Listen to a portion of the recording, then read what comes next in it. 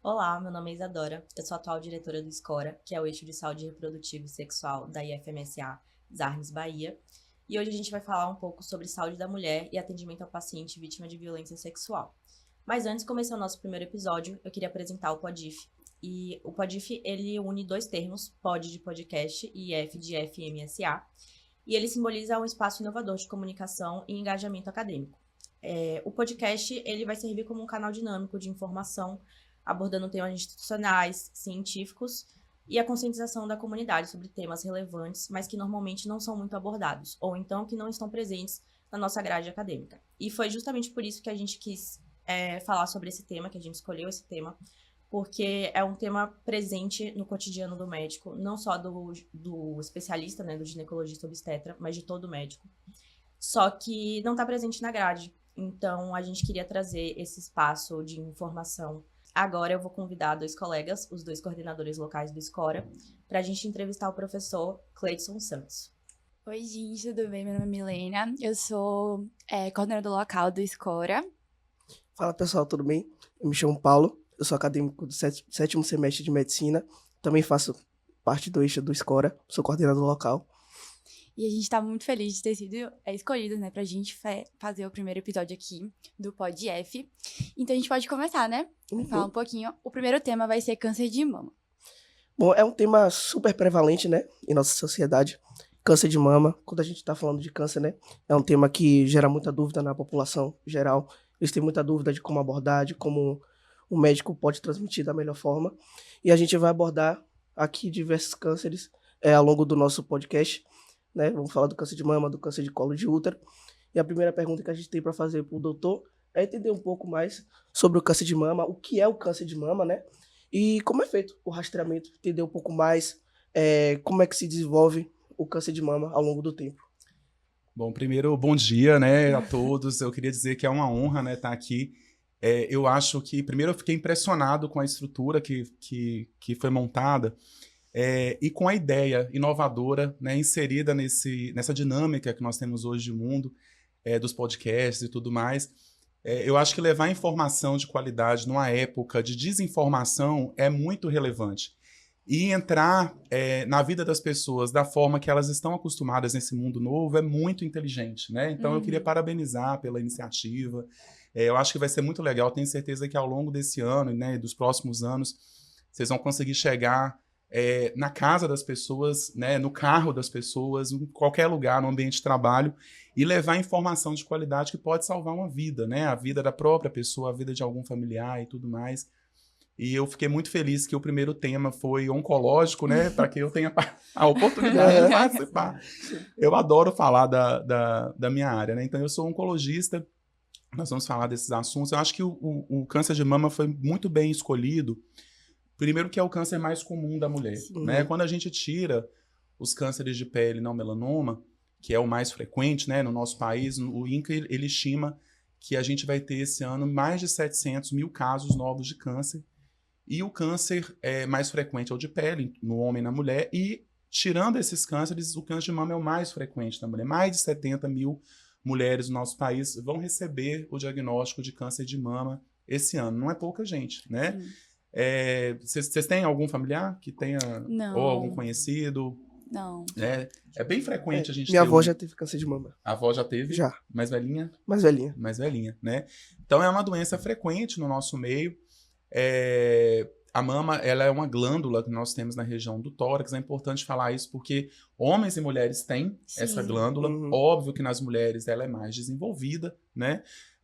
Tanto que a chance maior do câncer de mama é na população feminina, mas os homens também podem ter, né? Então é importante o homem se cuidar também. Não existe um rastreamento para o homem, mas o homem pode se tocar, né? E se conhecer, viu, colega? Então a gente tem que se cuidar também. Sim. E como qualquer célula do nosso corpo, né, quer dizer, as nossas células elas têm um ciclo de vida muito claro, né? Elas vão nascer, elas vão crescer, elas vão se multiplicar e vão morrer em algum momento. E nesse processo, sobretudo quando a gente vai ficando mais velho, a chance dessa divisão dar errado é muito grande, né? E daí surgem os tumores. Então qualquer célula do nosso corpo, da cabeça aos pés, pode desenvolver doença. Algumas mais frequentes, outras menos frequentes. E a mama é uma das situações. Então, com o envelhecimento, a mama pode sofrer algumas mutações e pode ali surgir algum tipo de tumor, né? Nós temos alguns subtipos, mas o mais comum é o carcinoma ductal, que vai nascer no canalzinho aonde sai o leite, né? A gente também tem alguns casos que podem acontecer nos lóbulos, aonde o leite ele é formado, né? Então, o principal câncer é o carcinoma ductal e depois o lobular. Tem outras formas, mas esses são os mais comuns. E normalmente eles vão surgir a partir do momento que essa mulher vai envelhecendo, né? Então, o rastreamento, por exemplo, a gente já perguntou do rastreamento, né? Já. Não, você está muito precoce, né? Mas vamos direto. Então, o rastreamento... Primeiro, o que é rastrear? Né? Rastrear é você pegar uma população de risco para aquele câncer, né? Uma população exposta àquele câncer, com risco para aquele câncer, que ainda não tem nenhum sintoma, nenhuma queixa, e aí você vai fazer um exame, e aí tem que ser um exame acessível, um exame reprodutível, um exame que pode ser feito em larga escala, para você conseguir encontrar a doença na sua fase mais inicial. E aí você consegue fazer um exame nessa população toda para pegar casos iniciais, né? Em alguns tumores, por exemplo, no colo do útero, pegar casos antes de serem câncer. E aí você consegue interferir naquela evolução de uma forma, muitas vezes, pouco invasiva ou pouco agressiva e levar aquelas pessoas a uma taxa de cura maior, né? Então, veja que o rastreamento é numa população que ainda não tem sintoma. Essa que é a chave, né? Que é o pulo do gato. Não é esperar aparecer o nódulo, isso é diagnóstico, né? Não é rastrear. Então, vários tumores hoje nós já temos rastreamento, inclusive no sistema público, né? Acessível para essas pessoas, alguns mais difíceis realmente, mas outros, a grande maioria, bem acessível. E um deles é a mamografia, né? Que é o exame, é um raio-x, como o pessoal do interior às vezes fala, é uma chapa da mama, em que você procura algumas alterações específicas que nós podemos falar para identificar a doença inicial.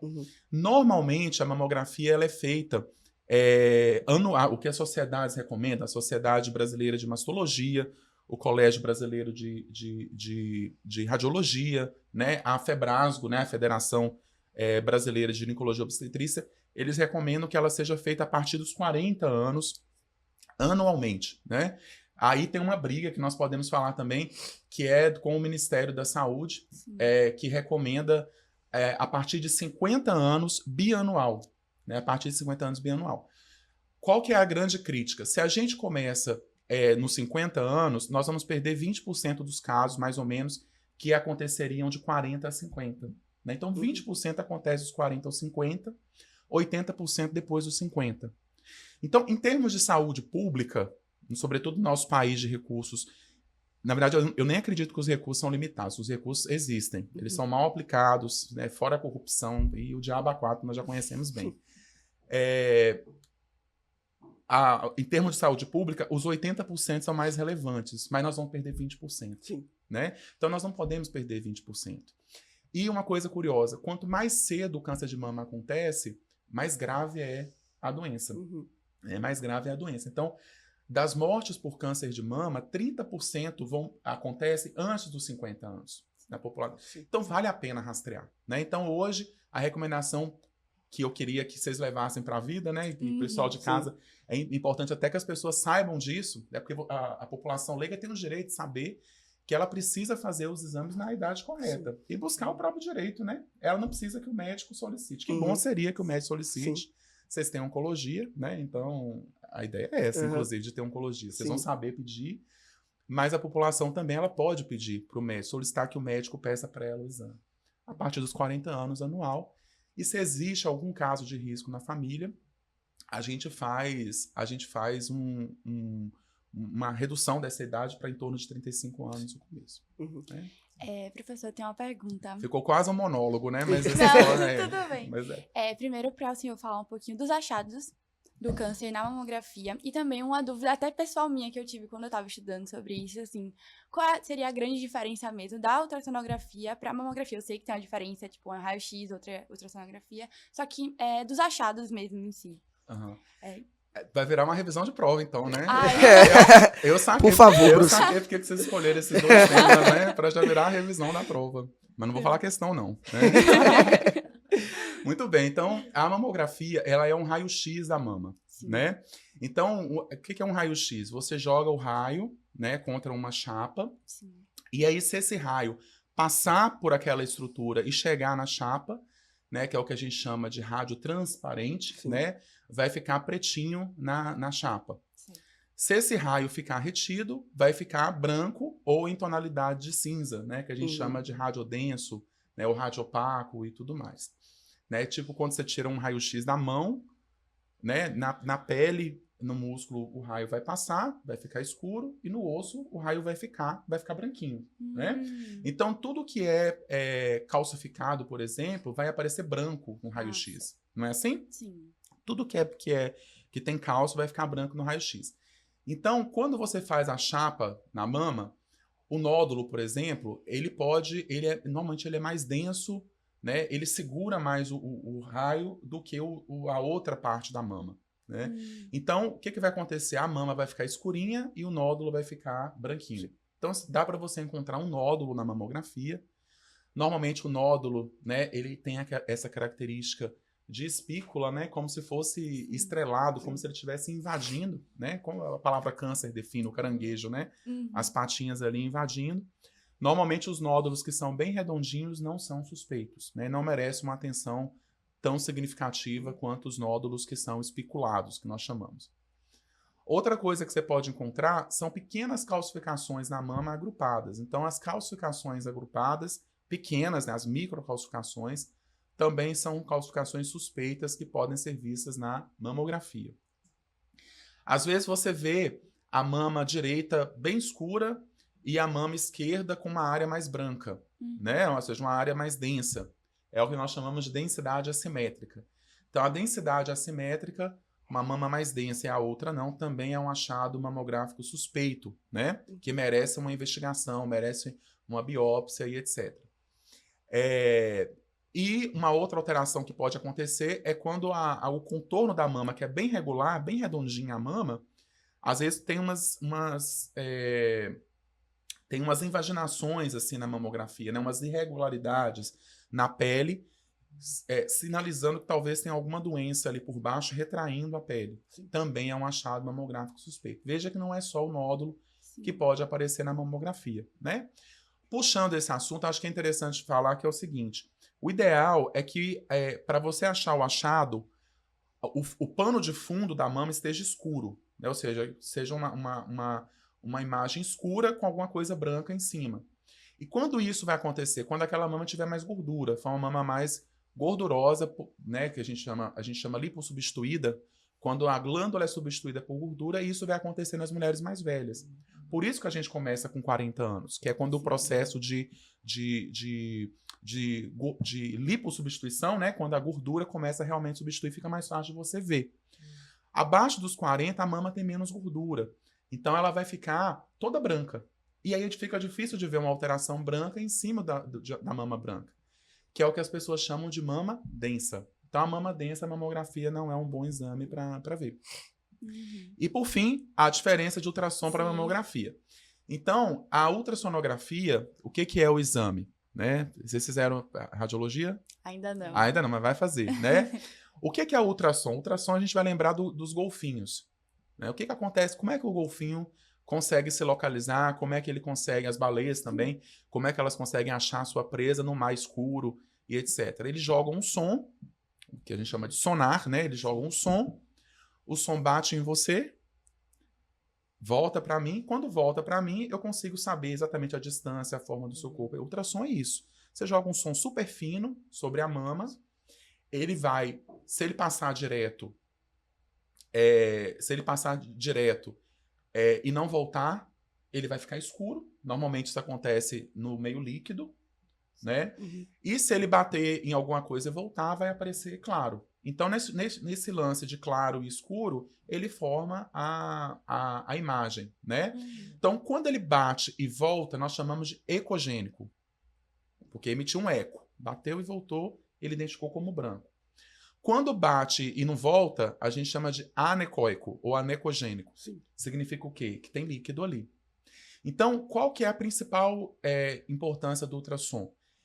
Quando você faz a mamografia e aparece uma mancha branca, eu não sei se aquilo ali é um nódulo ou é um cisto. Se aquilo é sólido por dentro, maciço por dentro, ou tem água por dentro. E aí seria um cisto, né? Sim. Que na maioria das vezes são benignos. Aí a gente faz ultrassom. Ah. Se o som vai e some, fica escuro. Vai aparecer o quê? Que tem água ali dentro. Uhum. Isso é o quê? Um cisto. Se bate e volta, é sólido. É maciço, é nódulo. Então, o ultrassom ele é capaz de diferenciar o que é nódulo e o que é cisto. O ultrassom ele consegue definir melhor a característica desse nódulo, se realmente é especulado ou se ele é redondinho. O ultrassom ele serve também para avaliar a axila, se tem algum linfonodo comprometido. E o ultrassom serve para guiar a biópsia. É o ultrassom que o médico usa para saber aonde é o ponto exato que nós vamos enfiar a agulha para colher o material na hora da biópsia. Perfeito. Entendido? Entendido. E, professor, dentro do contexto de câncer de mama, quais são os fatores de risco que estão associados que a população deve ficar atenta aos fatores de risco do câncer de mama? Pronto. Então, qual que é o primeiro fator de risco? Ser mulher. História familiar. Ser mulher. Ser mulher, né? Ah, Ser só mulher. 40, viu? Eu tô prestando atenção aqui. 10 pontos para Grifinória. Então, o que acontece? O principal fator de risco é ser mulher, Sim. né? A maioria, 99% das vezes, vão ser mulheres. Segundo, é um câncer de idade mais avançada. Então, com a avançada idade, você tem maior risco, embora a gente veja mulheres mais jovens desenvolvendo a doença, né? E aí a gente tem vários fatores para isso. Segundo, acho que a exposição aos hormônios sexuais, né? Então, o câncer de mama, 85% das vezes, ele vai ser dependente do estrogênio, que é o hormônio feminino principal. Então, qualquer situação que essa mulher ela tenha uma exposição maior ao estrogênio, vai aumentar o risco dela desenvolver a doença. Se essa mulher, por exemplo, começa a menstruar muito cedo, abaixo dos 10 anos, dos 11 anos, se essa mulher para de menstruar muito tarde, acima dos 52 anos, ela vai ter uma lacuna de maior exposição ao estrogênio. Se essa mulher, depois que ela entra na menopausa, e ela vai ter sintomas da menopausa que não são fáceis, né? Ela vai ter sudorese, ela vai ter irritabilidade, ela vai ter secura vaginal, né? Dificuldade de sono, de memória, osteoporose, etc, etc.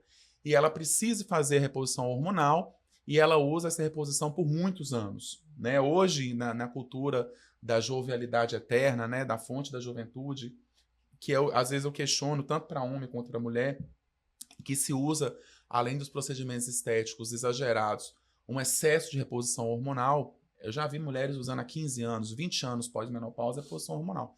Isso vai aumentar o risco do câncer de mama, né? A amamentação é um fator de proteção. Sim.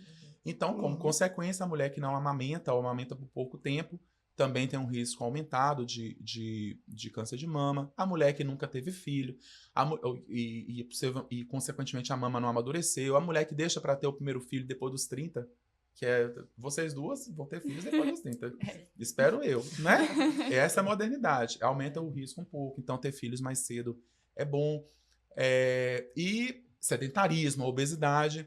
E existem mutações que predispõem ao surgimento do câncer de mama, né? Então, histórias familiares muito ricas, normalmente parentes de primeiro grau.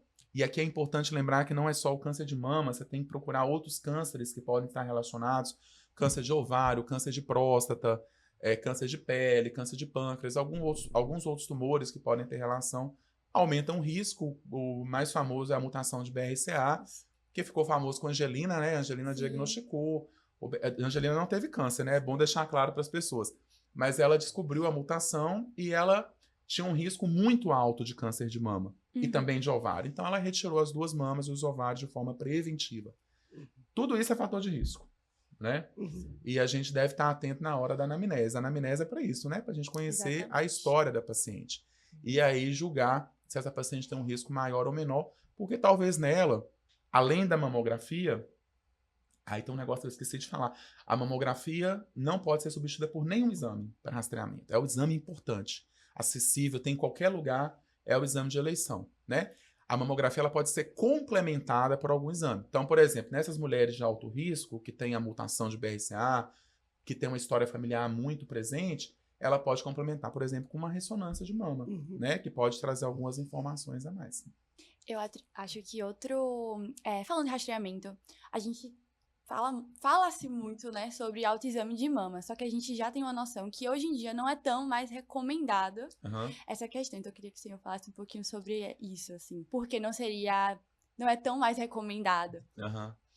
Eu acho assim, acho que não existe nessa vida nada que é 100% bom ou 100% ruim, Sim. né? Exceto o ex da gente, que é 100% ruim, né? É. Até dá saudade, que depois você volta. Aí fica bom de novo. Enfim, tirando a questão da psicologia, a gente fala depois de psicologia, né? Mas eu não sou exemplo para isso também, não. Enfim. Então, o câncer de mama, durante muito tempo, a gente recomendou fazer o autoexame. Sim. O que é o autoexame? É você se tocar e se conhecer, né? É óbvio que isso é bom. Né? Se eu sei que, por exemplo, eu não tenho dor de cabeça, não tenho enxaqueca, o dia que minha cabeça começa a doer muitos dias, direto, eu tenho alguma coisa errada, né? Se eu sei que o meu ciclo menstrual é regular a cada 28 dias, e de repente eu tô ficando 2 meses, né? Foi até engraçado essa comparação. Meu ciclo não, de vocês, né? Se o ciclo menstrual é 2 meses de atraso, ou começa a vir de 14 em 14 dias, tem alguma coisa errada. Sim. Da mesma forma a mama, né? Se eu sei que as minhas mamas têm um tamanho X, de repente uma começa a crescer mais do que a outra. Se eu sei que a minha mama tem a coloração normal, branca ou negra e etc, ela começa a ficar mais vermelha. Se eu sei que a minha mama é com a pele bem lisinha, de repente a pele começa a ficar grossa. Se eu sei que a minha mama não tem caroço nenhum, ou só tem algum caroço no período menstrual, e de repente tem um negócio duro aqui na minha mama, eu vou procurar ajuda. Né? Então, conhecer a si próprio é importante. E ponto final. Né?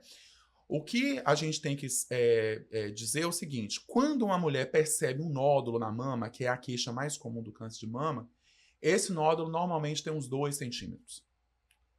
Né? Que eu tenho certeza que vocês lembram que 2 centímetros não é um tamanho legal. 2 centímetros já é um tumor, dali para mais, um tumor grande de mama. Né?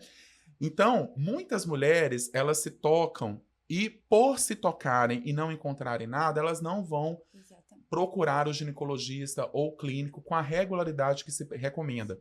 Anual, a partir dos 40 ou 35, né, nos alto risco e etc. E nós sabemos que na mamografia você pode pegar nódulos que nem são perceptíveis. E o ginecologista ou mastologista que tem a mão, quer dizer, você palpa só a sua mama. O cara lá, o ginecologista, palpa 20, 30 por dia.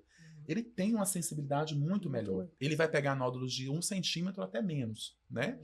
Então, você pode se conhecer, né? Normalmente se recomenda mensalmente que a mulher se toque, né?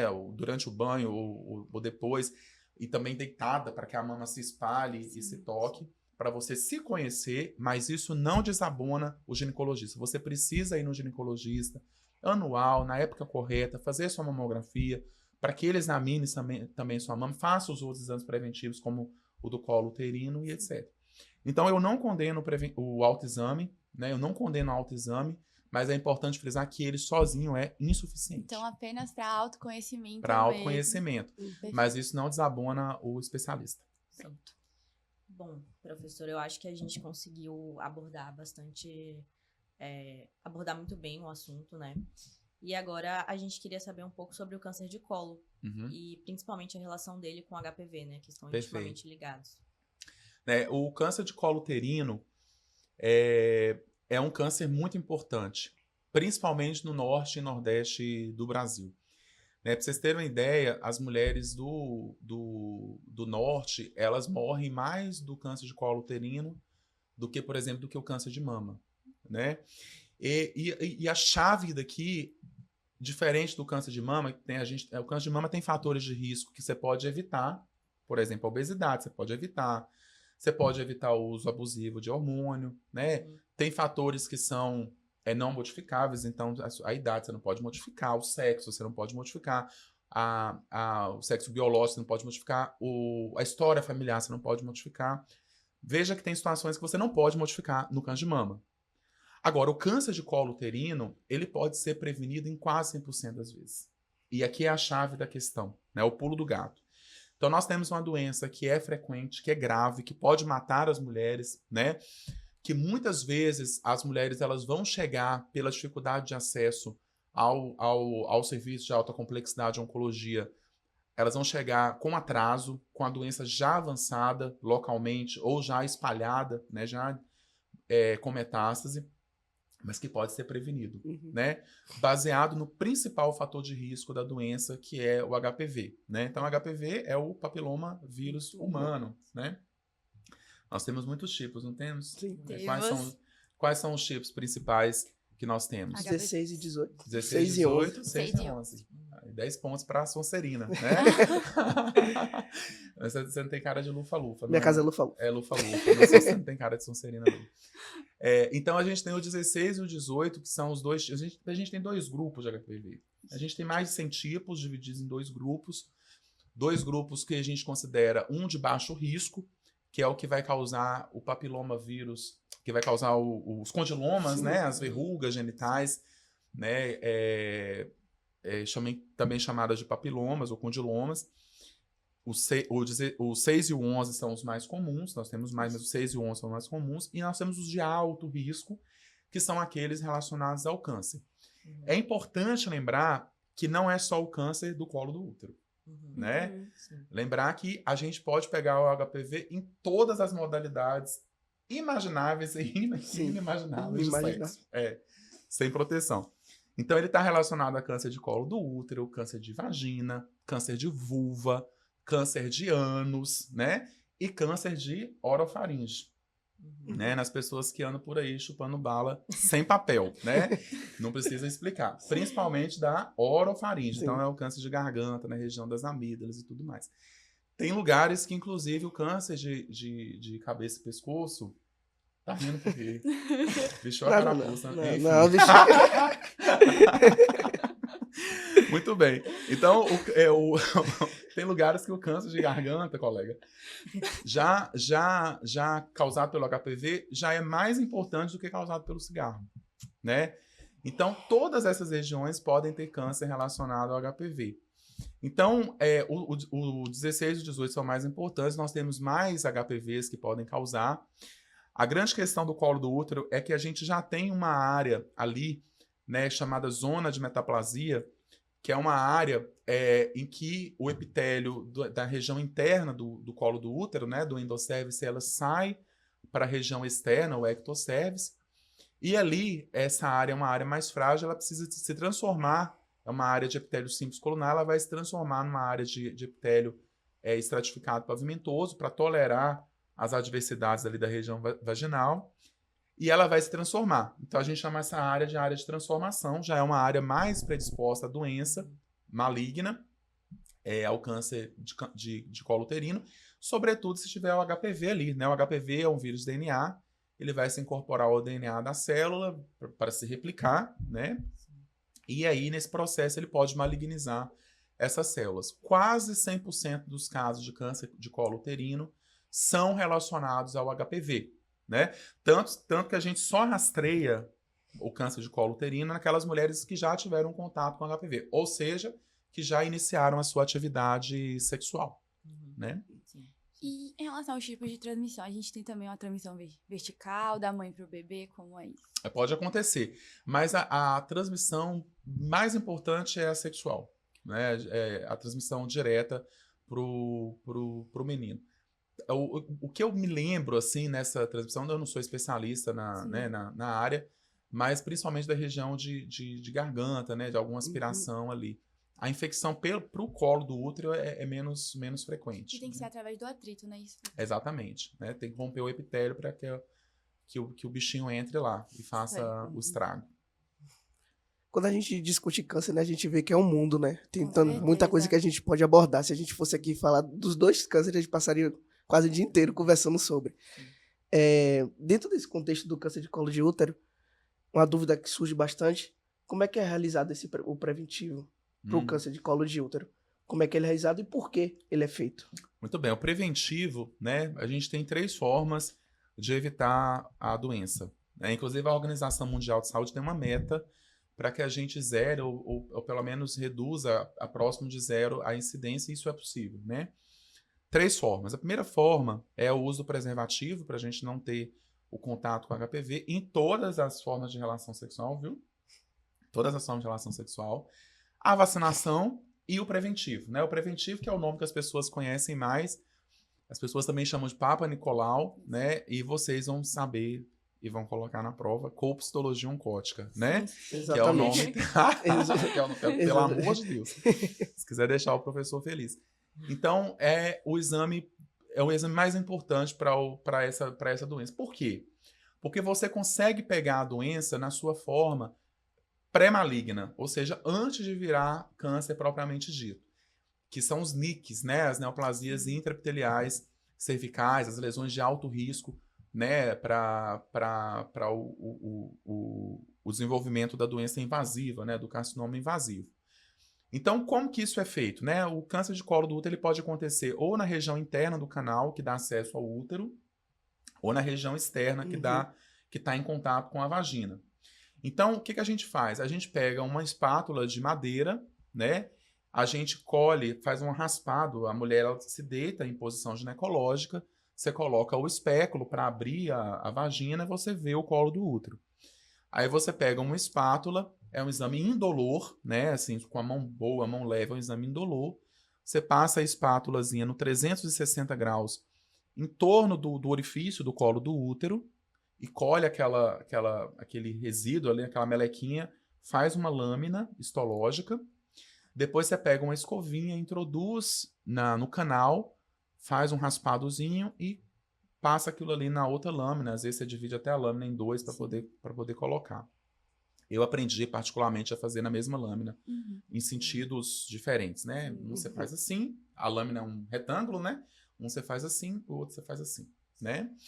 Assim que vocês aprenderam? Sim. Né? Muito bem. Aí você cora aquilo ali e vai com hematoxilina e eosina e põe no microscópio para você ver se tem células malignas ali, ou suspeitas ali ou não, e você vai tomar a conduta mediante esse resultado. Veja que é importante colher tanto do canal da endosservice quanto no lugar da ectocervice. Às vezes, né, tem a golpe para tudo nessa vida. Você faz o exame e não acha o orifício do colo.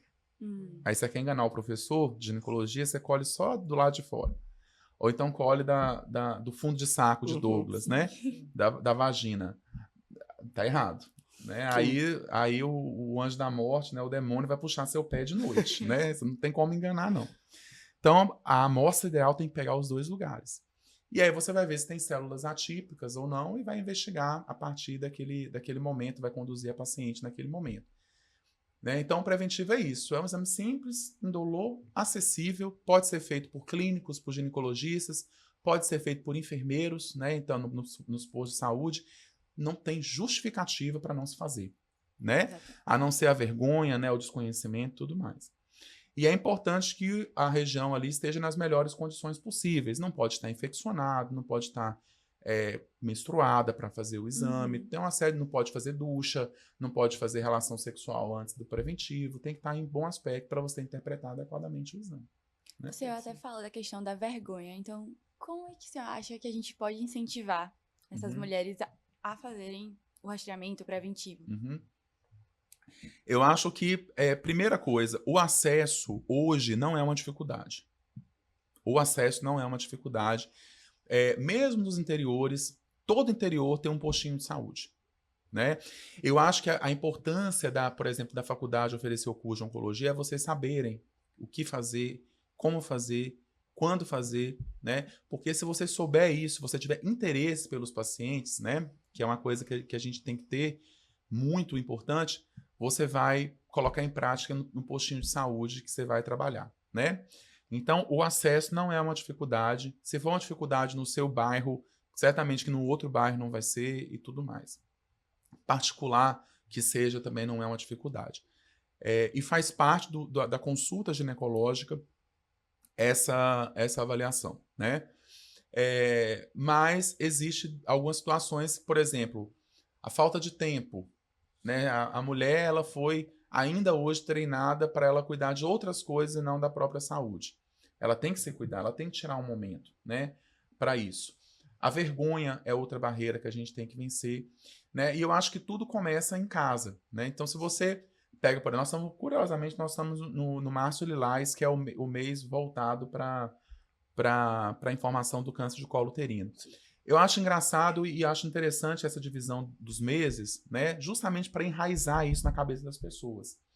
Então, a pessoa ela pode se esquecer o ano inteiro. Se ela chega no Março Lilás e ela se lembra que é o mês de campanha do colo uterino, é uma forma de você chegar na sua mãe e perguntar: mãe, já fez preventivo?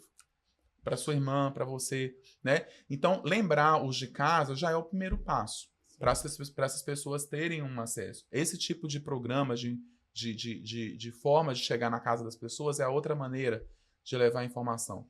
Eu acho que tudo é informação. Eu acho que enraizar isso no posto de saúde, né? Eu estou com um projeto da Sociedade de Cancerologia de uma cartilha para a gente levar isso para o posto de saúde. Tudo isso são maneiras de fazer a informação chegar e levar essas mulheres a fazerem o preventivo. E mais importante do que ensinar as pessoas a fazerem o preventivo é ensinar as pessoas a vacinarem as suas crianças. Exatamente. Né? Eu acho que um tabu maior do que o preventivo é a vacinação. Sobretudo porque existe uma cultura de se vacinar na infância e, às vezes, tornar essa criança uma pessoa mais libertina, né? Uma pessoa que vai começar a vida sexual mais precoce, porque ela está vacinada, de induzir o início precoce da atividade sexual, que é uma bobagem, né? Uma bobagem, mas numa comunidade patriarcal igual a gente ainda tem, ainda a gente vê acontecer muito, né? Então, eu acho que é isso, informação. Informação e começar pelos de casa. Perfeito. Né? Pegando o gancho dessa campanha de vacinação, como é que ela é feita? Quais vírus são englobados dentro da campanha de vacinação, feita no SUS, principalmente? Exatamente. Então, a vacina contra o HPV, ela vai... A gente tem uma história da vacina, né? Então, ela começa com a vacina bivalente, né? O que é a vacina bivalente? A vacina bivalente é aquela que vai pegar o 16 e o 18, né? Que são os dois tipos mais comuns de alto risco. Sensacional.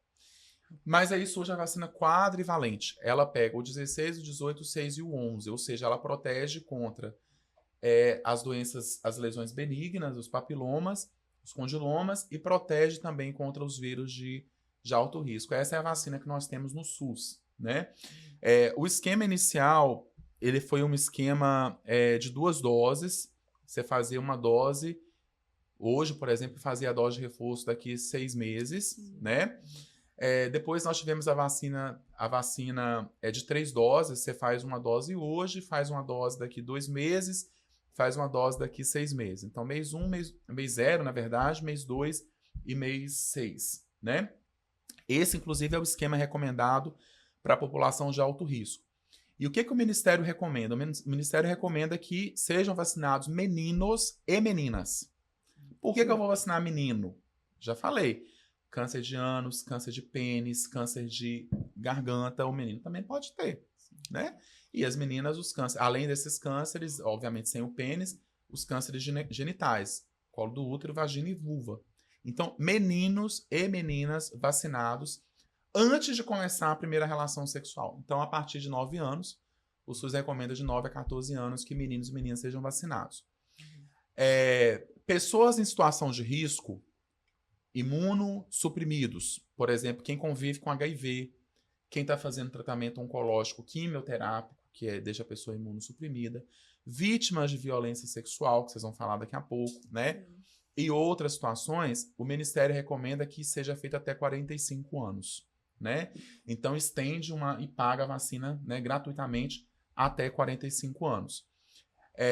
Essa é a situação. Se a pessoa tem acesso particular, até 45 anos você tem possibilidade de vacinar, independente se é de risco ou não, né? Você pode fazer o regime de 3 doses, por exemplo. E nessas pessoas de alto risco, a recomendação são 3 doses sempre, tá?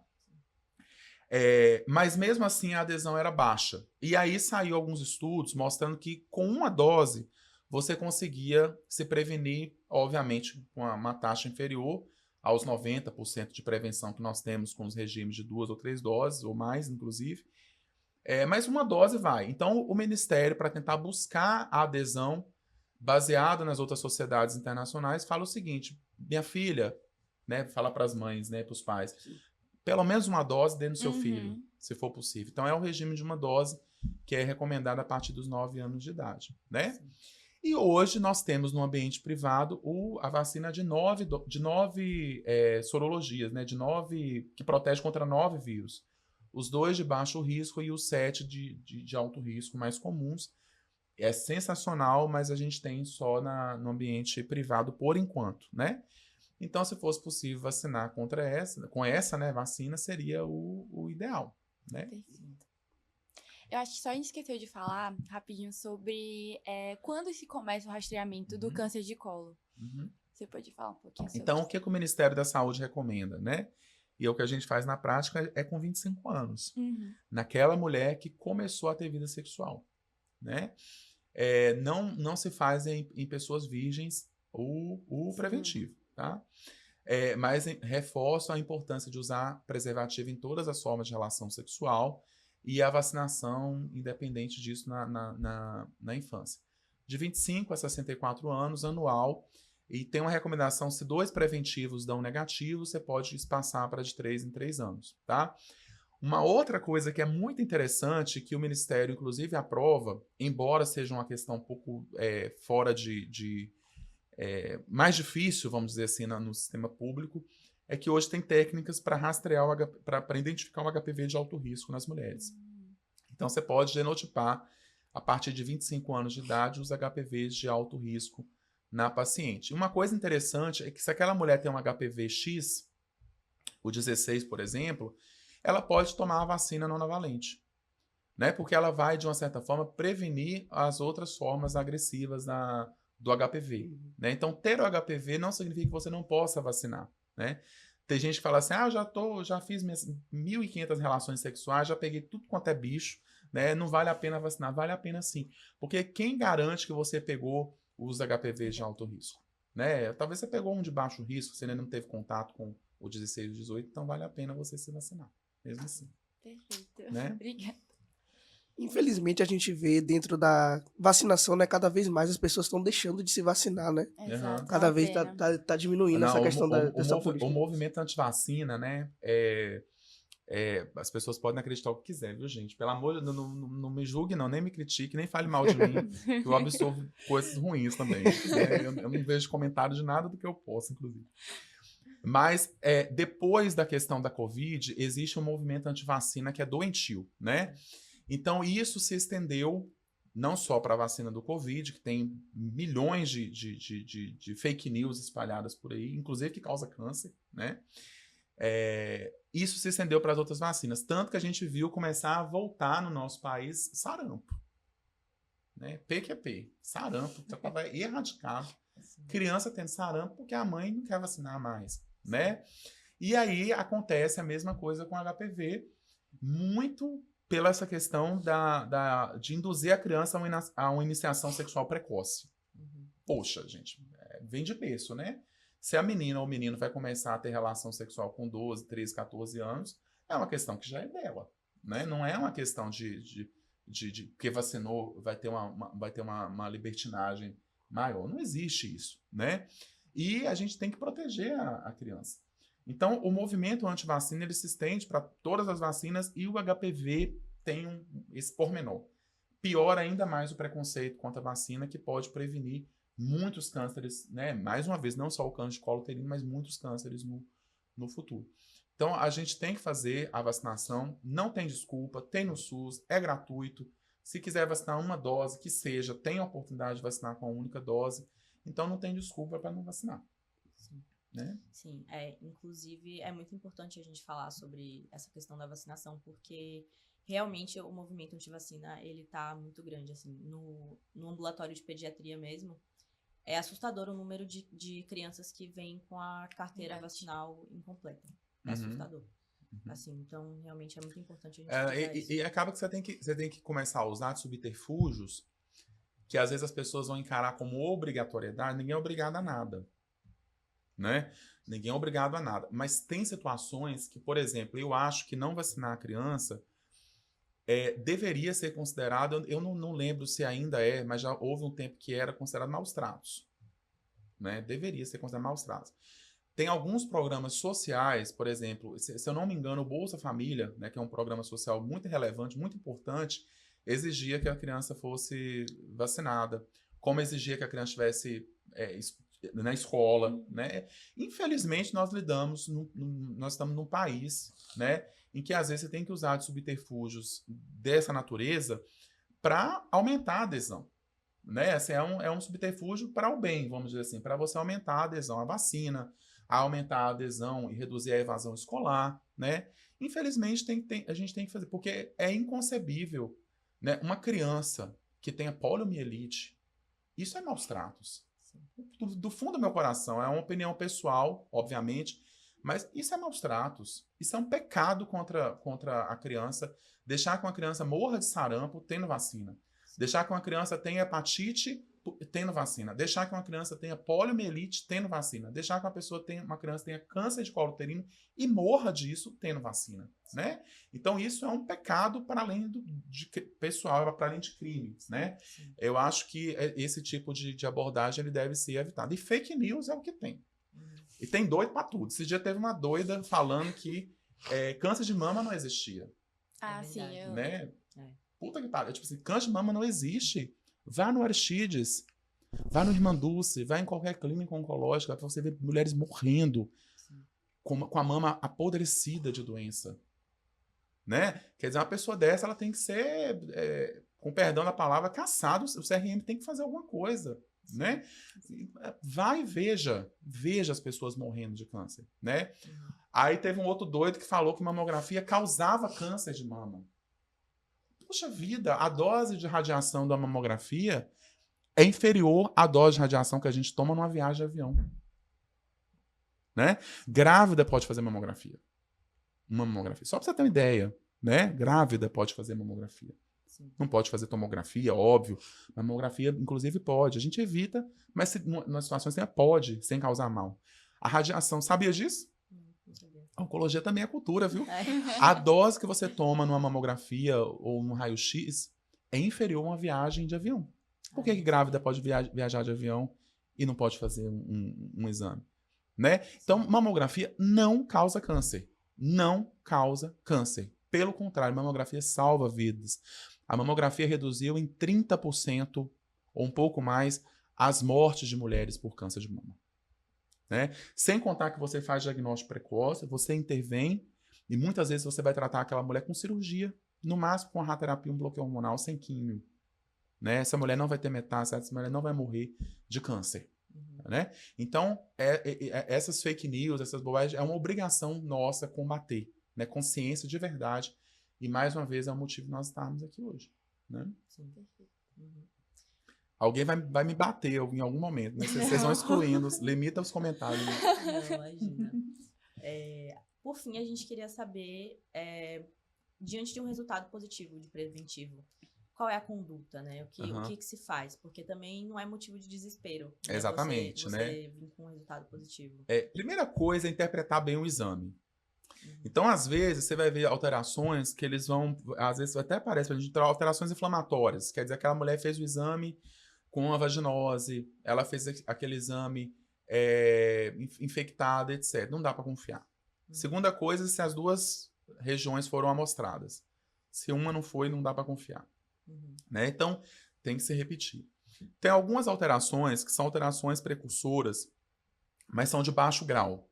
Né? O próprio NIC1 é uma alteração, né, importante, mas é uma alteração que pode ter uma regressão espontânea ao longo do tempo. Então, numa paciente que pega o NIC1, que é uma displasia de baixo grau, uma alteração de baixo grau nas células, as células não estão tão alteradas, essa mulher ela pode só ser acompanhada. Né? Ela vai repetir o preventivo daqui 6 meses para ver se a lesão permanece ou se ela tem uma regressão espontânea. Né? O próprio sistema imunológico pode combater a doença. Agora, tem alterações de alto grau, os NIC2, os NIC3, alterações de alto grau escamosas, colunares, etc., que essas mulheres realmente vão ter que avançar a propedêutica, né? Elas vão ter que ir para uma colposcopia, vai ter que ser coletada uma biópsia, vai ter que ser feita uma conização, e se vier câncer, obviamente, vai ter que ser feito o tratamento oncológico propriamente dito. Sim. Então, enquanto ginecologista, as condutas são bem estabelecidas, né? Óbvio que o clínico, às vezes, vai ter dificuldade de interpretar isso, mas se vier alguma alteração de alto grau, um NIC, etc., esse clínico vai saber que ele precisa encaminhar para o ginecologista para que a conduta seja tomada. E não necessariamente, como você falou, você vai ter que se preocupar. Né? Óbvio que se vier um carcinoma, vai ter que se intervir. E hoje, a evolução do tratamento ela é exuberante, inclusive no sistema público. Né? O SUS tem químio, o SUS tem rádio, as pessoas vão ficar curadas se for o estágio inicial, obviamente. Até o estágio 4A, né, quando a doença ainda está só ali localizada, ainda existe uma possibilidade de cura, então não é para ficar desesperado, mas é para se procurar ajuda sem sombra de dúvida. Sim. Aí mora um gargalo, tá? Eu vou abrir só um parêntese aqui, que é a dificuldade do acesso. Então, às vezes, essa mulher lá no postinho de saúde, ela vai ter um diagnóstico até precoce, mas até aquela paciente ser regulada para fazer o tratamento, já se foram 3 meses, 6 meses, 1 ano ou mais. E ela chega para a gente no estágio avançado de doença, sangrando, com dor, emagrecida, com insuficiência renal, né, por compressão de ureter, ou seja, um caso muito mais dramático, né? Eu sou mineiro, então eu sei a realidade de Minas e agora estou conhecendo a realidade da Bahia. Bahia é gigantesca, né? Minas Gerais também é gigantesco. Mas nós temos em Minas uma descentralização de atendimentos de SUS que é mais exuberante do que eu vejo aqui na Bahia, né? Não estou falando isso como uma crítica, estou dizendo isso como uma oportunidade de melhoria, né? Então, Minas você tem polos de tratamento oncológico que facilitam a chegada da paciente à instituição. Aqui a gente ainda tem muito concentrado na capital, né? O Aristides, por exemplo, Maltesa, atende 25% da demanda do Estado, até onde eu me lembro, 25% da demanda do Estado. Num hospital. É muita gente, né? O Irmanduz, a gente cuida de gente, por exemplo, que vem de Barreiras, quer dizer, do outro lado do estado, lá perto de Tocantins, não sei quantas horas, 17 horas que seja, de deslocamento. Imagina uma mulher sangrando, com dor pélvica, deslocar essa distância. Aí começa a ter uma descentralização, a gente tem o Hospital do Oeste lá hoje, mas, por exemplo, não tem radioterapia ainda. Então, para o colo uterino, a gente tem que fazer rádio em muitas situações. Aí ela vem para Salvador. Então, se a gente tivesse uma descentralização de serviços de verdade, com rádio, com químio, com UNA-CONSE, CACONSE, etc., né, centros avançados, unidades avançadas de oncologia, em todo o estado, a chegada dessa mulher ao atendimento oncológico, para colo do útero, para mama, para o que quer que seja, seria muito facilitada. Né? Então, eu acho que é uma oportunidade de melhoria na própria Salvador e no estado como um todo, né? Em outras regiões do nosso país, descentralizar, levar rádio, químio para regiões estratégicas. E aí essa mulher, quando ela tiver o preventivo dela alterado no posto de saúde, ela vai ter uma chegada mais rápida para um atendimento terciário ou quaternário. O privado é outra realidade, né? Hoje os avanços aí são muito mais importantes, mas ainda assim o SUS tem um atendimento de qualidade. Quando a gente quer fazer, a gente faz bem feito. O Cortella tem uma frase que eu sou apaixonado, que é o seguinte: a gente tem que fazer o que a gente pode na condição que a gente tem. A gente tem que fazer o nosso melhor na condição que a gente tem, enquanto a gente não tem condição de fazer coisas melhores ainda. Condições melhores para fazer coisas melhores ainda. Sim. Então, quando a gente quer abraçar a causa, o SUS tem armas poderosas que a gente pode usar e pode salvar muita gente. Sim. Né? Acho que é uma mensagem importante para passar aqui hoje. Verdade. Né? Sim, sim. Vocês vão ser assim, né?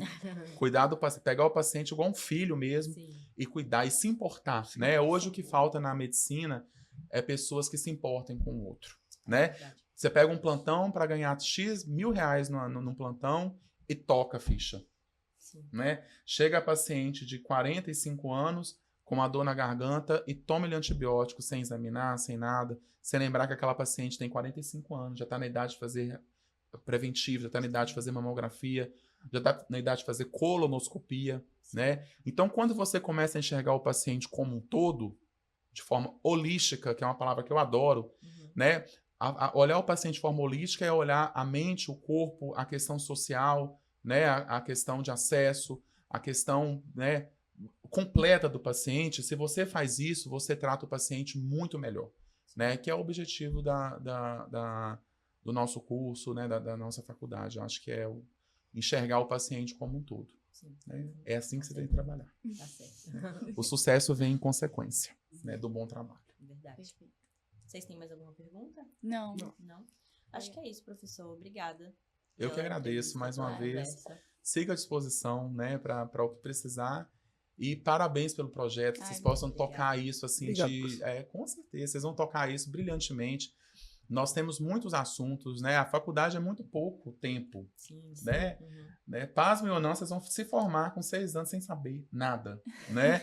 Diante da complexidade do mundo. Nós estamos falando aqui de câncer de colo uterino, mas vocês vão pegar mulheres com câncer de colo uterino com várias realidades, câncer de mama com várias realidades, pessoas sozinhas e acompanhadas, pessoas pobres, pessoas com condição financeira melhor, pessoas que não têm onde ficar, pessoas que não têm condição de comprar um remédio de enjoo, né? Você vai aprender a passar Vonal, mas a pessoa não tem condição de comprar a comida para chegar no tratamento, né? Para usar no tratamento. Vocês vão enfrentar realidades diversas. Isso vocês vão aprender depois que se formarem, né? Sim. Só para entender que o tempo da faculdade é limitado. A gente ensina aquilo que é mais importante, né? E aí, quando você tem uma janela para falar de outras coisas, aproveite essa janela. Eu tenho certeza que vocês vão levar informação de muita qualidade para muita gente por aí. Sim, é esse o objetivo. Né? Obrigada. Foi ótimo. Obrigada, professor. Bom dia, viu? Bom fim de semana. Bom, agora a gente voltou para terminar com o bloco 3, para falar um pouco sobre o atendimento ao paciente vítima de violência sexual com a doutora Márcia Andrade. Seja bem-vinda, doutora. Obrigada. Queria que você falasse um pouquinho sobre você, sobre a sua formação, sua área de atuação. Obrigada.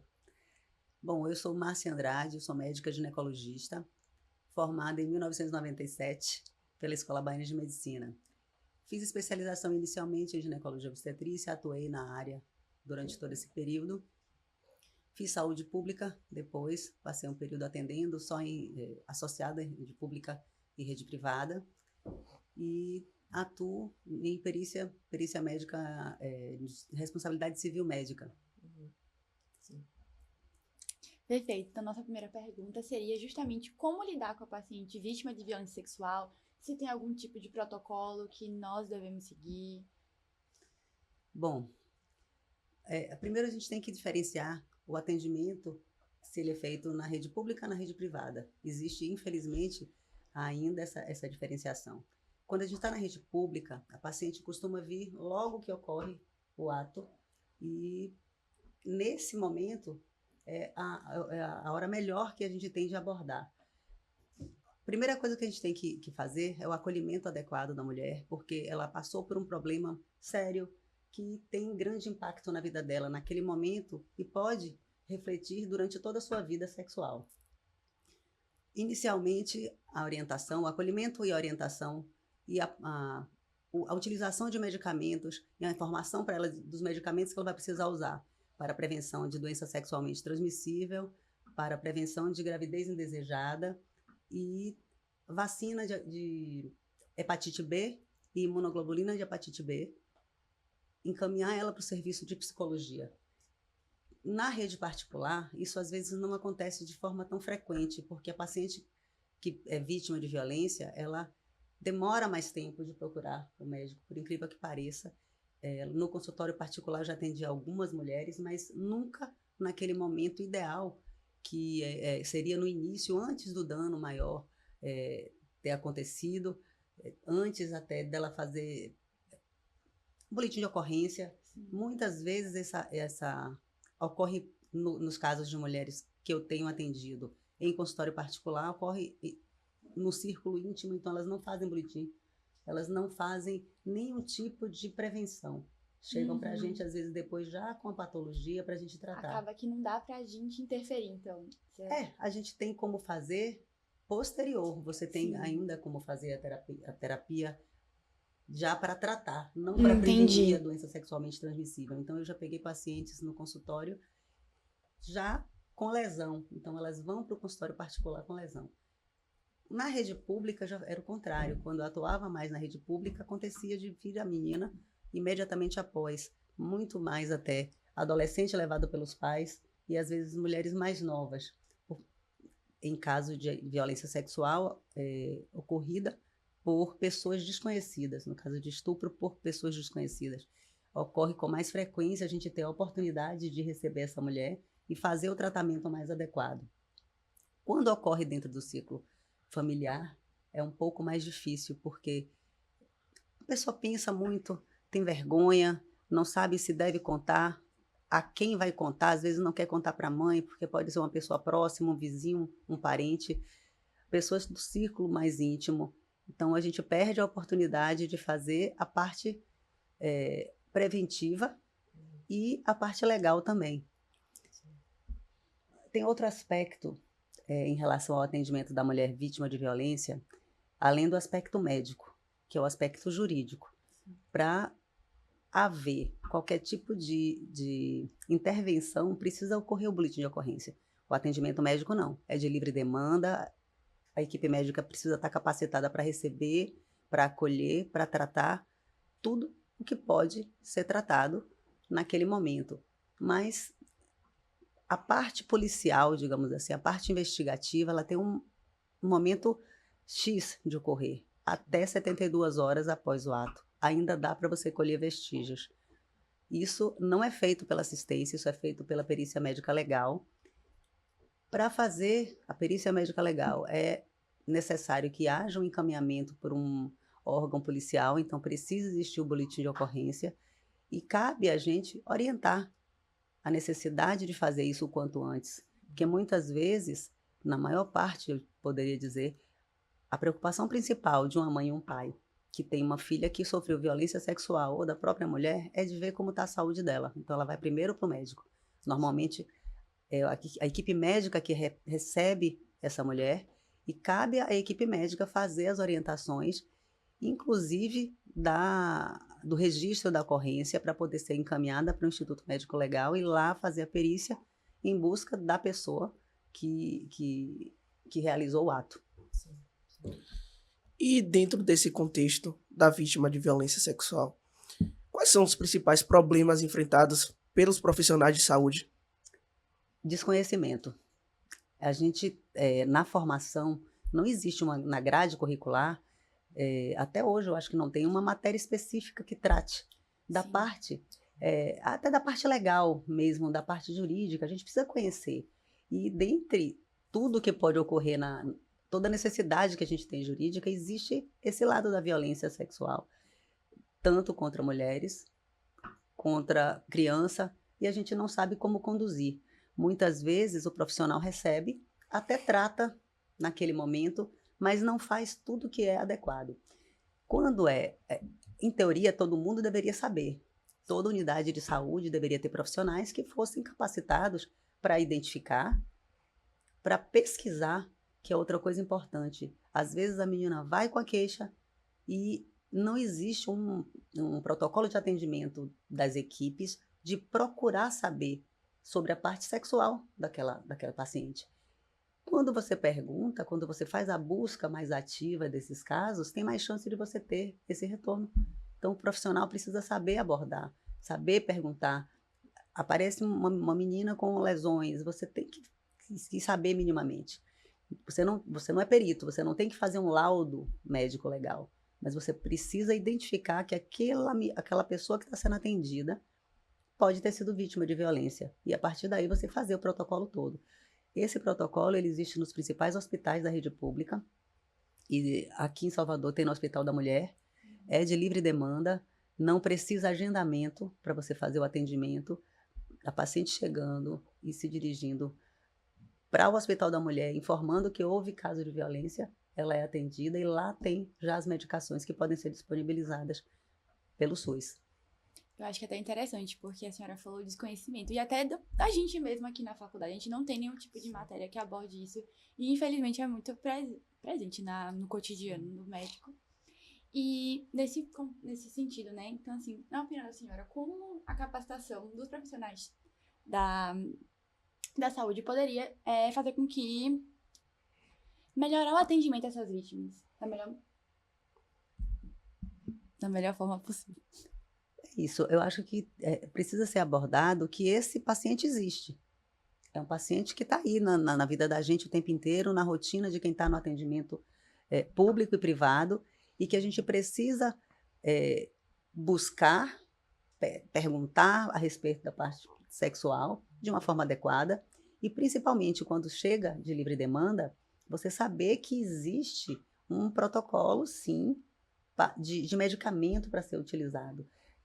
os medicamentos antivirais para prevenção de AIDS, HIV/AIDS, os medicamentos de prevenção de doença sexualmente transmissível, sífilis, gonorreia e clamídia, e hepatite B, que a gente faz a vacina e faz a imunoglobulina. E uma coisa importante, esse atendimento médico, ele precisa ser, o ideal é que ele tenha um protocolo realmente, porque não adianta você fazer só o atendimento inicial.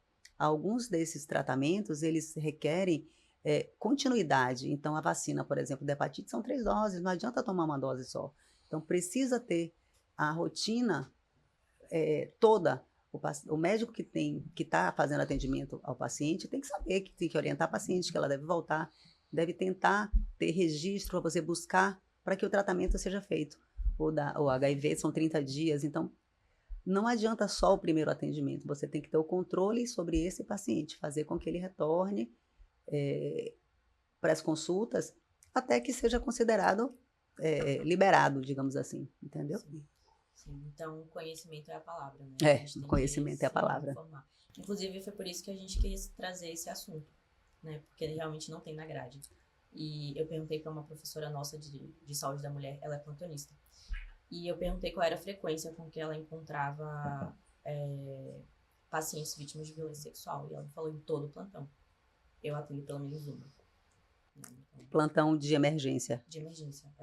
Não, é um plantão realmente direcionado para não direcionado para especialidade de yoga. Então, enfim. Não, é muito comum, sim. E essa história do conhecimento é saber fazer a busca. Exato. Ainda existe um estigma muito grande da parte do médico de perguntar sobre vida sexual. É importante perguntar sobre vida sexual. O paciente, muitas vezes, na rede pública, ela não tem vínculo ainda com aquele médico, com aquele profissional. Então, o acolhimento é importante na hora do atendimento da mulher e fazer com que ela se sinta à vontade para contar. Sim. Porque senão ela vai omitir também. Sim, sim. E nesse atendimento inicial, existe algum sistema de referência em que a mulher ela é enviada para algum tipo de serviço especializado ao atendimento na mulher? Olha, existe no IML, lá quando ela já fez o boletim de ocorrência, foi encaminhada pelo delegado para o atendimento lá, para fazer a perícia médica legal, no próprio IML tem um serviço chamado Viver, que pode fazer esse atendimento médico, psicológico e atendimento jurídico para a paciente. Lá no Hospital da Mulher também tem, ele também faz esse atendimento e, pelo menos, assim, tem várias redes em Salvador, eu fui pesquisar, vários hospitais têm esse serviço, mas a demanda maior tem sido direcionada para o Hospital da Mulher. E assim, falando agora da pediatria, em uma consulta pediátrica, como agir diante de uma situação como essa, assim, né? Essa é uma condição particularmente difícil. Vários aspectos. Mas o princípio, para a gente que é médico, o principal é a mesma coisa, é conhecimento. Quando você atende uma criança numa consulta de rotina, o ideal é que você faça o exame clínico, o exame físico todo. Sim. Ao examinar a genitália, ou você perceber no corpo da criança, hematoma, por exemplo, tem que ser um alerta para o médico de que pode estar ocorrendo algum tipo de abuso, seja físico, seja sexual, naquela criança. Então, esse alerta, diante disso, a gente tem que procurar o resto, tem que olhar a parte da genitália. A mesma coisa que eu falei antes em relação ao adulto. Você está diante de um quadro possível de agressão. O médico não pode ficar isento, não pode deixar passar. E em caso de criança, é até pior, porque a criança não tem essa autonomia. É diferente do adulto que pode escolher não denunciar. O adulto pode. A gente, como médico, além de ser obrigado a fazer notificação compulsória pelo SUS, tem que notificar. No caso de criança, você é obrigado a informar o conselho tutelar. O que o médico não pode dizer? O médico da assistência, ele não pode dizer, olha, conselho, aqui tem um caso de violência sexual, aqui tem um caso de violência física, porque aquilo não é um exame pericial. Ele vai dizer para o conselho tutelar, olha, tem sinais sugestivos de abuso. Que sinais? Eu estou vendo hematoma no corpo, eu estou vendo hematoma na região da genitália, eu estou vendo ruptura de ímen. Se a pessoa se achar capacitada de dizer isso, ela pode dizer. É mais arriscado, porque é mais difícil de você detectar, e nem todo mundo tem essa capacitação realmente de ver uma ruptura de ímen. Já na região perianal, pode ser mais fácil de você olhar, ou ver lesão já de uma criança que já foi abusada mais de uma vez. Às vezes você vê verruga, condiloma. Uhum. Então, diante disso, o médico é obrigado a comunicar. É obrigado mesmo se os pais... Mesmo se os pais Sim. não queiram. E a mulher, tipo assim, se ela for lá na consulta pra outra coisa, e durante a anamnese e tal, ela acaba que fala sobre isso. Se ela fala, não quero que façam nada a respeito, como é a postura do médico? Ele deve ir a... É recomendado. O Conselho Federal de Medicina recomenda que seja comunicado à polícia. Mas no caso de adulto, pensando na parte jurídica, o médico pode não comunicar à polícia, principalmente se for uma coisa que já ocorreu ou que a paciente mesmo informe que não quer que seja comunicado. Entende? Sim. Então, não é uma pessoa indefesa, digamos assim, que está ali. Não é uma criança, não é entendi. uma pessoa que é doente. É uma pessoa que tem a sua capacidade intelectual e está optando por não fazer a denúncia. Mas meu conselho sempre é: Denuncie. oriente o paciente e registre no prontuário. Ah, entendi. Registro de prontuário, vocês precisam ter em mente que é a coisa mais importante que pode ter de documento. Mas é importante no nível máximo. Tudo que vocês falem com o paciente, falaram, anote que falou. O paciente não quis fazer qualquer coisa, anote.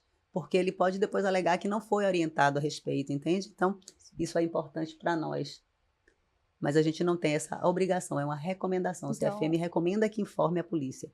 Se ocorreu há muito tempo, perde um pouco mais o sentido, mas em caso de violência ocorrida de imediato, eu acho que se eu estivesse atendendo, eu ia analisar caso a caso, se eu ia ou não comunicar à polícia, mas recomendar sempre. Certo. Vocês têm mais alguma pergunta? Eu acho que, assim, situações, por exemplo, uma paciente que ela tá mais resistente a falar sobre o assunto, como é que a gente manejaria isso, assim? Olha, você acha que é viável, assim, perguntar mais ou deixar o espaço dela? Olha, depende muito. Eu tenho, na minha rotina de ginecologia, Sim. eu tenho um questionário que eu faço, sempre. Não importa a idade da paciente, não importa se é a primeira vez. A cada vez que a paciente volta, eu repito algumas perguntas. Eu tenho um roteiro que eu sigo de perguntas. E dentro desse roteiro, existe a parte sexual sempre. Quando foi a primeira relação, se está com vida sexual ativa, quantidade de parceiros. Quando você aborda como rotina isso e faz as perguntas, eu sempre faço de forma leve, eu nunca peso nas perguntas. Eu começo com outras perguntas da parte de menstruação, da parte de tensão pré-menstrual, e aí eu entro na parte sexual e vejo como ela se comporta. Tem paciente que fala tudo muito fácil, tem paciente que fala tudo muito rápido, e em relação a parceiros, em relação a prazer, eu sempre pergunto de libido e prazer, se tem dor na relação, porque com o tempo a gente vai percebendo que tem determinadas características e determinadas queixas da paciente que podem nos indicar que ela tem alguma trava, que algo pode ter ocorrido, não necessariamente estupro, mas não teve uma primeira relação satisfatória. Aí isso ela leva, eu atendo muita paciente com vaginismo, teve relação muito jovem, aí não teve prazer, depois disso ela tem medo de ter relação. Isso é fácil de abordar. Agora, é feeling. É você ir perguntando e deixa a paciente falando sempre. Às vezes não é na primeira consulta. É isso, eu acho. Entende? Então, o paciente do consultório, a gente tem essa vantagem de você estabelecer um vínculo mais forte e volta sempre para você. Às vezes, na rede pública, faz a marcação com o médico que tem disponível. É isso, na rede pública, assim, o paciente, nessa situação de a gente sabe que aconteceu alguma coisa, Mas como ele provavelmente não vai voltar, ou se voltar, vai voltar com outro profissional, e aí faz como, assim? É tentativa. É tentativa de ganhar confiança. Porque Coloca no prontuário e deixa pro... coloca no prontuário. Você não vai, eu nunca perguntei a nenhum assim, você já teve algum caso de violência? Eu nunca precisei perguntar nada. Às vezes eu falo, por exemplo, não, eu não tenho prazer nunca. Mas nunca? Eu sempre tento deixar a coisa mais leve. Eu pergunto, mas como é que...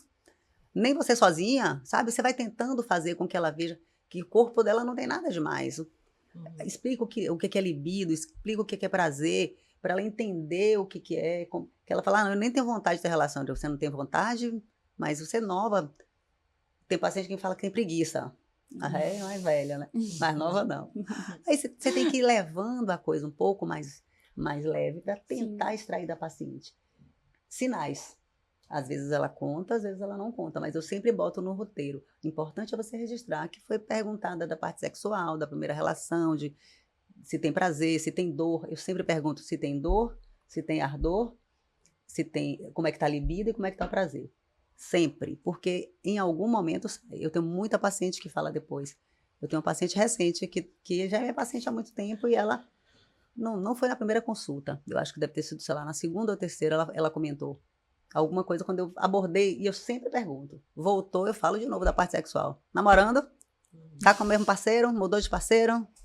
Mudou alguma coisa? Tá mais disposta? Eu sempre entro na parte sexual, porque queixa sexual é muito frequente no consultório de ginecologia. E numa dessas ela falou que tinha tido um caso de abuso sexual na infância. Lá com 9 anos e tal. Não foi estupro, mas foi abuso. Então, acaba que conta com o passar do tempo. Numa consulta única, é ir tentando realmente. Porque não é fácil. Sim.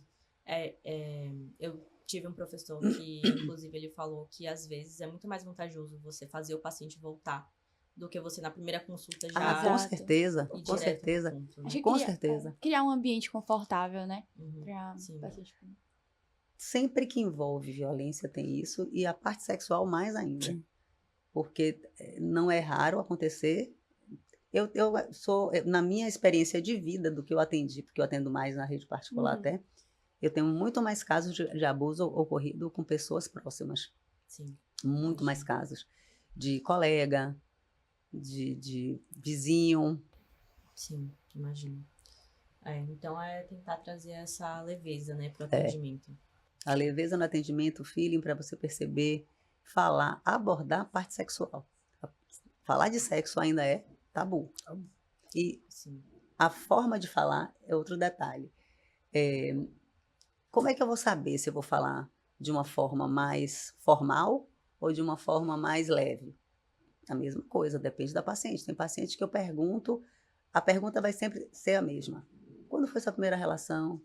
Teve mais de um parceiro? Geralmente elas respondem. A forma que a paciente responde, eu sei como é que continua a abordagem. O paciente, às vezes, é mais velha e tem mais trava. Aí você tem que abordar de uma forma mais lenta. Com o tempo, todos acabam relaxando. Mas no início, não. No início é mais... Você tem que ir sentindo o que vem da paciente. A paciente fala muito. Mulher fala muito, né? Vamos combinar? Eu acho que, principalmente quando a gente está confortável no ambiente, eu acho que... acho que é essencial. Sim. É deixar um ambiente confortável, sim. Pronto. Agora, só uma dúvida. Que, assim, o protocolo seria fazer, primeiramente, uma questão mais psicológica, orientar também a paciente a fazer os exames de IST, certo? Sim. Os exames ela vai fazer. É interessante fazer, pronto. Mas a primeira coisa é tratar. A gente chamava antigamente de abordagem sindrômica. A abordagem sindrômica era aquela abordagem que a gente fazia sem saber qual patologia que tinha. No PEP, que é esse protocolo de atendimento, quando já houve o evento, né? Você já tem que usar o remédio logo. Você vai usar tudo e fazer o exame. Porque se fizer o exame na hora, HIV, por exemplo, não vai dar nada. Então, colhe tudo, mas trata independente do resultado. Você não espera resultado para tratar. Chegou, trata tudo, usa o contraceptivo de urgência, que é a famosa pílula do dia seguinte, usa logo, máximo de 72 horas, para melhorar a efetividade. Usa toda a medicação, encaminha para a parte psicológica, faz os exames dela, orienta a parte jurídica. e Pronto. faz com que essa paciente fidelize, que ela retorne, porque o tratamento não se encerra no primeiro atendimento. O atendimento dela ainda é continuado. Ah, ela volta. Ela É precisa protocolo voltar, ela é protocolo ela voltar. voltar, porque tem que acompanhar se usou a medicação, Ah, sim. se ela, a parte de vacina, ela tem que fazer, são 3 doses da vacina da hepatite. A da HPV também toma, Também. né? Toma, mas HPV é mais difícil, digamos assim, nesse caso de violência, porque ela previne antes de você ter o acesso. Mas Uhum. a rede pública já tem também, ela é utilizada também. Entendi. Uma coisa interessante que eu não falei, que eu comecei, mas acabei não falando mais, é a respeito de idade. Para a gente sempre pensar que vida sexual acontece para paciente de toda idade. E violência sexual também. Então, às vezes, a gente tem um olhar para a mulher jovem, acha que pode acontecer na adolescência e na infância, e não pensa na mulher idosa. É Eu já isso. tive caso de abuso e caso de estupro de mulheres bem mais velhas. Mulheres que têm vida sexual ativa ainda, apesar de 70, apesar de 80 anos. Então, não achar que não deve perguntar sobre vida sexual a mulheres acima de 50 anos. Hoje, mais do que nunca, a gente vive muito, a gente vive melhor e as pessoas têm vida sexual até muito mais tarde. E sofrem violência também até muito mais tarde. Sim. Então tem que lembrar de perguntar também. E a violência sexual acaba englobando vários fatores, né? E um dos principais é o emocional. Sim. Então, dificilmente, eu acho, né, na primeira consulta, você vai conseguir ter ali um contato eficaz com a paciente em si, né? Ela vai estar mais acuada, mais tímida. Eu sinto que, tipo, você precisa ter um contato, né? Ter ali uma relação mais forte com a pessoa, porque é um assunto que acaba sendo um tabu, como a senhora falou. Nem sempre as mulheres vão acabar abordando, falando o que aconteceu, falando mais pra frente, só depois de tantos anos que aconteceu. Então, acho que fomentar também, né? Sim. Ter essa relação pessoal, Empatia. próxima, essa relação empática com a vítima de violência sexual é muito importante também, né? E a gente não sabe, na hora que está atendendo aquela paciente que acabou de entrar, se ela foi ou não vítima. A vítima não tem cara de vítima muitas vezes. Algumas sim, mas outras não. Outras não têm cara de vítima. Então a gente tem que abordar todas que entrarem no consultório da mesma forma. Por isso a importância da gente ter a nossa rotina de abordagem, a nossa forma de abordar e utilizar com todas, independente da idade, independente de biotipo, independente de qualquer coisa. Porque quando a gente aborda todas da mesma forma, tem mais chance de conseguir extrair dela a informação e poder ajudar. Porque, na verdade, às vezes elas nem sabem que podem ser ajudadas mesmo depois do fato ocorrido. Quando essas pacientes chegam 1 ano, 2 anos depois, ainda tem o que fazer por elas sim. Tem coisas que a gente deve investigar sim e tratar muitas vezes. Sim, sim. Assim, agora, talvez meio mais polêmico. Se o beta-HCG dessa paciente vier positivo, essa Pronto. questão de abortamento legal. Pronto, e esse também é um aspecto a ser abordado, e abordado na forma de orientação, porque independente de qualquer coisa, existe uma questão jurídica, existe uma questão física, existe uma questão pessoal. Eu nem vou chamar de religiosa, mas pessoal. Então, a orientação cabe a nós. Então, a gente tem que orientar. Olha, se o beta vier positivo, se você estiver grávida, você tem o direito a fazer o aborto. No Brasil é permitido o aborto legal em caso de estupro. Pronto. Esse é o nosso papel, orientação. Por que eu falo que para aí o nosso papel? A gente não tem nem o dever e até nem o direito de impor essa condição à paciente. Às vezes, o médico, por questões pessoais, quer se declarar impedido de falar sobre essa questão, que é ainda mais polêmica e ainda mais tabu maior ainda. Então, o médico ele tem o dever de orientar a paciente de que existe essa possibilidade, que ela pode ter acesso a isso, e acabou a parte médica. A paciente vai tomar a decisão dela e ela vai encaminhar para onde ela quiser, certo? Uma outra coisa, a gente tem que ter conhecimento em caso de fazer aborto legal, de tempo, tem que ser o mais rápido possível, tem que orientar que se ela optar por esse caminho, que ela tem que ser rápida, e informar que existem 2 formas do aborto legal, medicamentoso e pela aspiração intrauterina. Se for optar pelo medicamentoso, ele tem que fazer o quanto antes. Quanto antes você usa o medicamento, mais fácil, entre aspas, de ocorrer o abortamento. Sim. Então, esse é o nosso papel de orientação. A paciente toma a decisão e ela vai partir para a parte jurídica. Ela vai ter que procurar realmente o advogado ou o defensor público para fazer a solicitação por ela, para poder fazer o aborto legal. E, assim, uma dúvida. No sistema de saúde público, no privado também, essa questão da vítima ser encaminhada para o jurídico, como é? É fácil, a senhora acha, ou Olha tem só, alguma dificuldade? Não, na verdade, eu vou falar aqui, assim, estou até atestando muito, mas em tese não é difícil. A Defensoria Pública funciona e funciona bem. No IML tem um serviço, esse Viver, que tem a parte jurídica também, assistência jurídica. No Hospital da Mulher, eles também encaminham. Não é difícil conseguir, não. Nas delegacias, a Delegacia da Mulher, eles fazem esse encaminhamento também, você pode fazer encaminhamento também. E não é complicado, não. A Defensoria Pública consegue fazer a solicitação.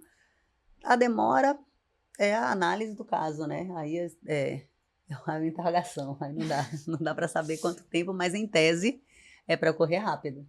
Porque quanto mais rápido, mais seguro para a mulher. Exatamente. Sim. Espero que seja. Vocês têm mais alguma pergunta?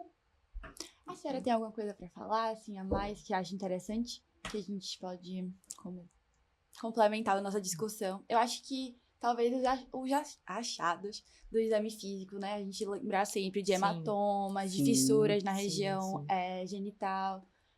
Se você achar um hematoma no corpo, ou mais de um hematoma no corpo, já tem indício de que algo aconteceu. Foi atropelado? Não. Sim. Tem alguma coisa que aconteceu. Eu costumo perguntar, que mancha roxa é essa? Eu pergunto. Vou na brincadeira e tal. Se bateu aonde?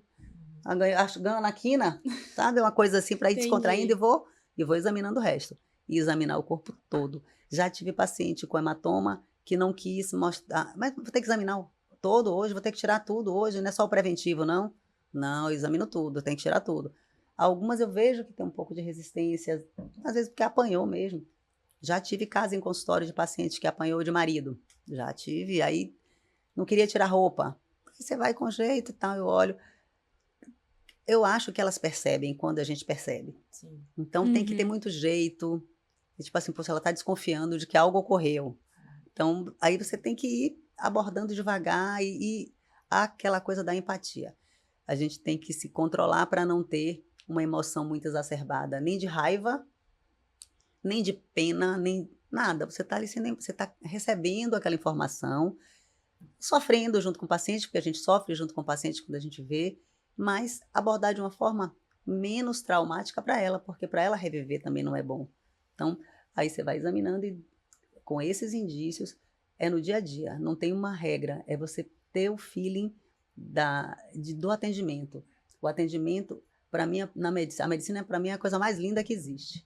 E o atendimento, o contato com a pessoa, você falar, olhando para o paciente, saber o nome do paciente e conversar olhando, para ele se sentir seguro, se sentir próximo. Eu costumo muito falar, quando o paciente fala alguma coisa, eu dou algum exemplo de coisas da minha vida, assim, do meu cotidiano. Isso aproxima. Eu acho que essa aproximação entre o paciente, essa relação do médico com o paciente, ela tem que se fortalecer, sim, cada vez mais, que eu acho que hoje a gente se afasta muito do paciente. E esse atendimento mais afastado não é vantajoso para ninguém. Sem esse vínculo de confiança mútua, não é interessante nem para o paciente, na hora de receber a notícia, receber o tratamento e a orientação, e nem para o médico. Para a gente também é bem, bem complicado. Sim, eu acho que o atendimento ao paciente vítima de violência sexual vai muito além do conhecimento técnico, né? Sim, dos protocolos que a gente tem que seguir, né? Então tem toda uma questão de sensibilidade e empatia, bem complexo. Não. Você falou tudo. A parte fácil é o protocolo. É violência? Vai ali no balcão, ó. pega ali o kit todo, Eu acho que não é? é difícil também. Eu acho que eu fico imaginando eu numa possível situação como essa, tipo, atendendo a paciente. Eu acho que controlar, talvez, os seus sentimentos, pra não constranger a paciente Sim. também, ou ficar muito surpresa. Eu acho que É. tudo isso a gente tem que trabalhar, né? E eu acho que, infelizmente, a gente não tem tanta prática aqui na faculdade. Então é muito legal a gente tá trazendo isso, o UniF tá trazendo isso, pra gente ter pelo menos um conhecimento e tá pronto, né? Porque sim. acontece muito, a senhora mesmo tá falando. Acontece muito. E eu acho que estão no caminho certo. É começar a ouvir falar, se interessar, olhar casos e entender como é que funciona. Sim. Eu acho que o caminho é esse, é se informar, porque a parte fácil é o protocolo. Sim, E sim. sempre se importar, eu acho que É. se você se importa com o paciente, eu acho que o resto Flui. é isso, flui. A senhora Flui. falou. E Isso, cada verdade. caso vai ser um caso, né? É. Exatamente. O mesmo caso de violência vai ser totalmente diferente e o contexto totalmente diferente. Até a forma que a paciente recebe é diferente. Sim. Às vezes ela nem percebe, vai perceber depois que aquilo isso. que ela passou foi um caso de violência lá atrás.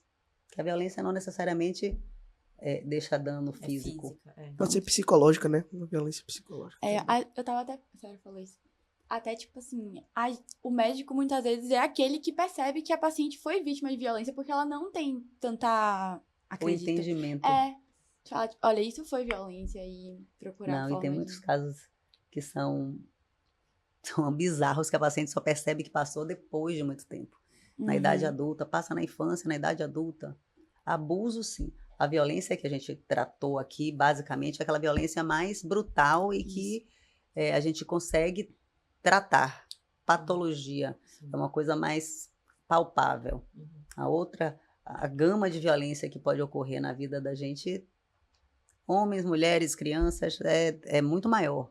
Mas o foco aqui hoje maior foi daquele caso de vítima de violência sexual mais escancarada, digamos Sim, assim, que a gente sim. consegue fazer um tratamento mais efetivo, clínico, Que é bem visível, chega que é ali na mais sua visível, cara, você tá vendo. que aí você precisa tratar, você precisa identificar e tratar. Então, voltando ao começo, o que tem que fazer é só conhecimento, saber que existe esse protocolo, saber como encaminhar a paciente e quais os medicamentos que ela vai ter acesso. Sim. Sim. É isso. Mais alguma pergunta? Acho que foi isso, acho que foi muito bom. Sim, acho que a gente conseguiu englobar tudo, falar um pouquinho sobre todos os pontos importantes. E a gente queria agradecer pela sua participação. Foi muito importante trazer esse assunto. Não tá na nossa grade, mas é aquilo, né? A gente se importa com o paciente, a gente se importa com a profissão, então a gente vai atrás do conhecimento. E foi ótimo. Eu agradeço, porque já tinha muito tempo que eu não tinha abordado o assunto tecnicamente falando. No dia a dia, sempre, porque quando a gente incorpora isso desde cedo, de que tem que olhar a paciente, examinar a paciente, entender, acolher, isso faz parte da minha rotina. Então, essa parte lúdica, eu tinha, mas e agora? Como é que está acontecendo? Como está agora, nesse momento, depois de tantos anos que eu já saí da rede pública, eu não atendo mais na rede pública, mas continuo atuando, fazendo determinados serviços que não são da minha rotina como eram. O que o paciente de hoje faz? Então, vocês me trouxeram essa oportunidade de rever para onde encaminhar. Eu fui buscar a informação de quais os locais que encaminha nesse momento, que antigamente era um, agora é outro, como que está acontecendo, como que está o protocolo atual. Mudou muito pouco, porque as doenças, sífilis continua com a velha e boa benzetacil, então, e as outras, os remédios mais ou menos parecidos também, não mudou essa parte, só mudou os locais. Então, eu agradeço pela oportunidade e qualquer coisa estou à disposição. Já sabe onde me encontrar. Obrigada. Obrigada.